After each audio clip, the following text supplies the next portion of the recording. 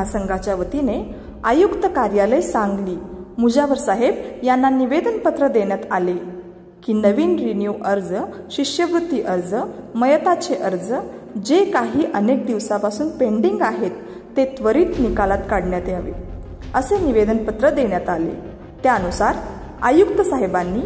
येत्या 15 दिवसांमध्ये सर्व अर्ज निकालात काढू असे आश्वासन दिले आहे।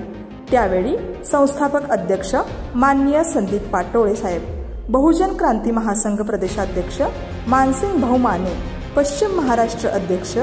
इसाक भैया शेख, पश्चिम महाराष्ट्र अध्यक्ष सौ अनिता बाऊचे मॅडम, पश्चिम महाराष्ट्र उपाध्यक्ष अश्विनी वायंगडे, पश्चिम महाराष्ट्र सचिव मनोज सव्वाखंडे, सांगली जिल्हाध्यक्ष अमीर मुल्ला,